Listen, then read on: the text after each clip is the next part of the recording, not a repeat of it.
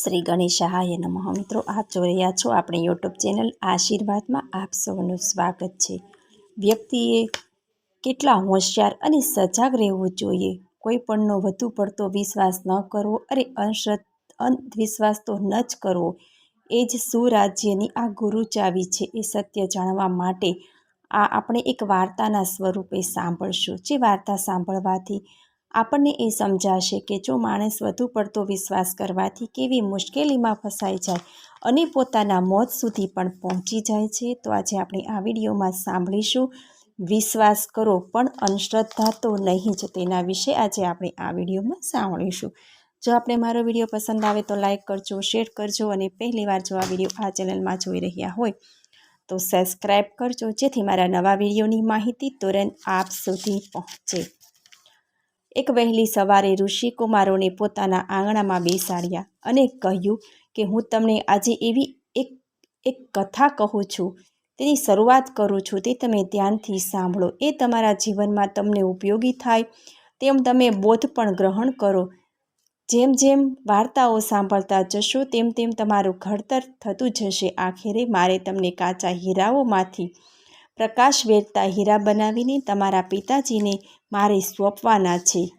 તો આ વાર્તા આપણે સાંભળીએ કે વિશ્વાસ કરો પણ અંધવિશ્વાસ તો નહીં જ. શ્યામનગર નામે એક નગરી હતી. આ નગરીનો રાજા હતો શ્યામદેવ. રાજ્ય તો હતું નાનું, પણ રાજા બહુ પ્રતાપી અને વિદ્વાન હતો. વિદ્વાનોએ કદર પણ કરતો. શ્યામનગરમાં એક બ્રાહ્મણ રહેતો હતો. બ્રાહ્મણ પણ સરસ્વતીની કૃપા હતી.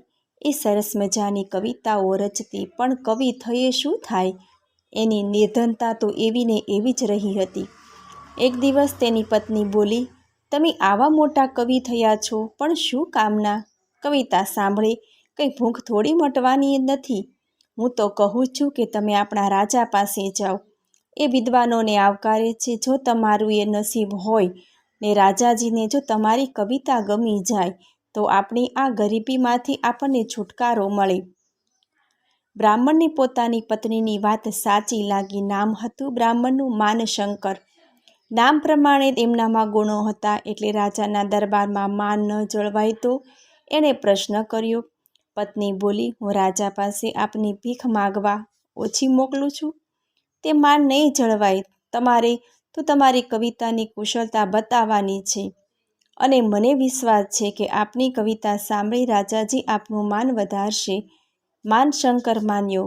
તેને રાજાજીના દરબારમાં જવાનું યોગ્ય ગણ્યું.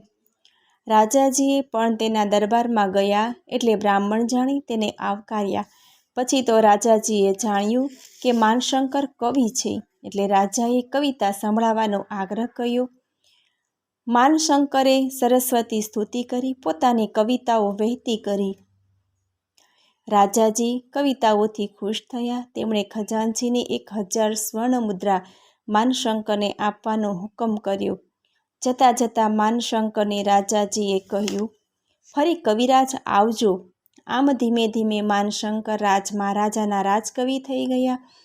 એક દિવસ માનશંકર પોતાની પત્ની સાથે વાત કરતા હતા કે રાજાજી બહુ દયાળુ છે, પણ મંત્રી ખેપાની લાગે છે. વિશ્વાસ કરવા જેવો એ મને લાગતો નથી. માનશંકરની પત્નીએ કહ્યું, જો તમને એવું લાગતું હોય તો તમે રાજાજીને કેમ કહેતા નથી? તમે એક કામ કરો, રાજાજીને એકાંતમાં મળીને તમારી બધી વાત કરો. પછી માનશંકરે એમ જ કર્યું. એક દિવસ એમણે રાજાજી પાસે એકાંતે મળવાની ઈચ્છા કરી. મહારાજ, હું કવિતા સાથે થોડું જ્યોતિષ પણ જાણું છું. રાજા એકાંતમાં મળ્યા. માનશંકર કહે, મહારાજ, હું ફક્ત ચહેરો જોઈને કહી શકું છું કે આ વ્યક્તિ કેવી છે. એનું ભવિષ્ય ભાંકી શકું છું કે એના મનમાં શું વિચારો છે. મને શંકા છે કે આપણા દરબારમાં કોઈ એવી વ્યક્તિઓ પણ છે જે આપણા માટે ખતરરૂપ છે, ખતરનાક છે. માટે આપે સદા સાવધ રહેવું. રાજાએ કહ્યું, કોણ છે એવું મને નામ આપો. મહારાજ, હું સમય આવે આપને જાણવા મળશે જ, માનશંકરે કહ્યું. કેટલાક દિવસ વીત્યા પછી એક વખત મંત્રીએ રાજાજીને કહ્યું, મહારાજ, આપણા રાજ્યમાં તો સુખ શાંતિ છે, પણ આપણે આપણા રાજ્ય વિસ્તાર માટે પણ વિચારવું જોઈએ. હું આપની વાત સમજ્યો નહીં મંત્રીજી. રાજ્ય વિસ્તાર માટે કોઈ પડોશી રાજા સાથે યુદ્ધ કરું, પણ મને એ પસંદ નથી. રાજાજી બોલ્યા, યુદ્ધ કરવા માટે હું કહેતોય નથી. હું તો કહું છું કે આપણા પડોશી રાજા બુદ્ધિધનને આપણા રાજ્યમાં આમંત્રવા માંગુ છું. પછી સાથે શિકારનું આયોજન કરીએ. જ્યારે એ આપણી સાથે શિકારે આવે એટલે આગળ પાછળ છુપાઈને રાજા ઉપર હુમલો કરવો. રાજા માર્યા જાય એટલે એનું રાજ્ય આપણે કબજે કરવાનું. રાજા દુષ્ટ મંત્રીની યોજનામાં ફસાઈ ગયો. તેને ધર્મનગરના બુદ્ધિધનને આમંત્રણ પત્ર મોકલ્યો. આમંત્રણથી બુદ્ધિધન શ્યામનગરનો મહેમાન બન્યો. એને ખૂબ આગતા સ્વાગતા કરવામાં આવી. પછી શ્યામદેવે શિકારે જવા માટે બુદ્ધિધનને આગ્રહ કર્યો. આમ શિકાર માટે ઘોડે સવાર થઈ બંને રાજા અને મંત્રી દરબારી સાથે નીકળ્યા.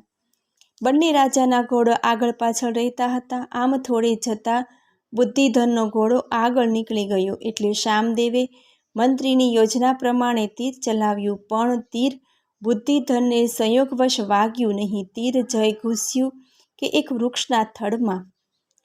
આટલામાં બીજું તીર છૂટ્યું. એણે એનું કામ કરી લીધું. તીર વાગ્યું રાજા શ્યામદેવને. શ્યામદેવના મોંમાંથી ચીસ નીકળી ગઈ. ચીસ સાંભળી બુદ્ધિધને ઘોડો પાછો ફેરવ્યો. જોયું તો શ્યામદેવ ઘોડા પરથી નીચે પટક્યા છે ને ઘાયલ થયા છે. બુદ્ધિધને તીર ખેંચી લીધું ને ઘા પર પાટો બાંધી દીધો. શ્યામદેવ થોડીવાર પછી હોશમાં આવ્યા. બુદ્ધિધને એને પૂછ્યું, આપને તીર કોણે માર્યું? શું પહેલું તીર આપે મારા પર ચલાવ્યું હતું? હું પછી બધી હકીકત જણાવીશ. હમણાં તો મને આરામ થાય એવી જગ્યાએ લઈ જાઓ જ્યાં મારો સારી રીતે ઈલાજ થાય. તમને વાંધો ન હોય તો અહીંથી થોડે દૂર જ મારા રાજ્યનું ગામ છે, ત્યાં આપણે જઈએ. પછી શ્યામદેવને લઈને બુદ્ધિધન રાજા એ ગામમાં ગયા. લોકોએ પોતાના રાજાજીને ઓળખી લીધા. શ્યામદેવને ત્યાં યોગ્ય સારવાર થઈ. થોડા દિવસમાં તેઓ પૂર્ણ રીતે સાજા થઈ ગયા.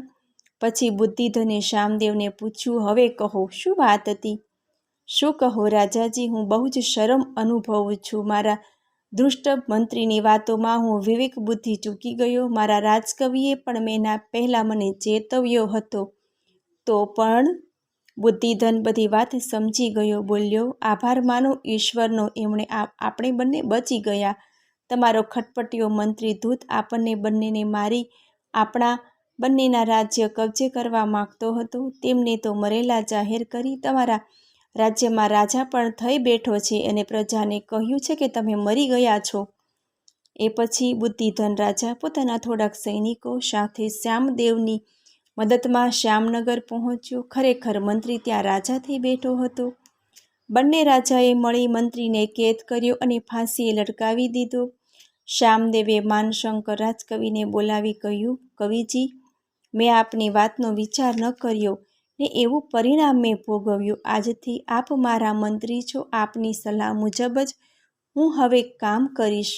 માનશંકર કહે, એમ નહીં મહારાજ, હું તો હજુ કહું છું કે વિશ્વાસ રાખો, પણ આંધળો વિશ્વાસ નહીં. વિશ્વાસ મારો પણ આપે રાખવો નહીં. આંધળો વિશ્વાસ મુસીબત ખડી કરી શકે છે.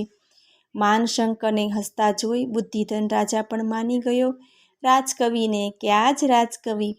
પછી તો શ્યામદેવની રજા લઈથી પોતાના ધર્મનગર તરફ ચાલ્યો ગયો.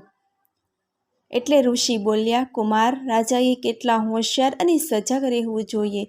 કોઈ પણનો વધુ પડતો વિશ્વાસ, અરે અંધવિશ્વાસ તો ન જ કરવો, એ જ સુરાજ્યની આ ગુરુ ચાવી છે. પંડિતજી, આપે સત્ય કહ્યું. અમે આપના એ સત્ય જરૂર ગ્રહણ કરીશું, એમ કુમારોએ કહ્યું. મને સાંભળવા બદલ ધન્યવાદ. જો આપને મારો વિડીયો પસંદ આવે તો લાઈક કરજો, શેર કરજો અને પહેલીવાર જો આ વિડીયો આ ચેનલમાં જોઈ રહ્યા હોય તો સબસ્ક્રાઈબ કરજો, જેથી મારા નવા વિડીયોની માહિતી તુરંત આપ સુધી પહોંચે. ધન્યવાદ. જય શ્રી કૃષ્ણ.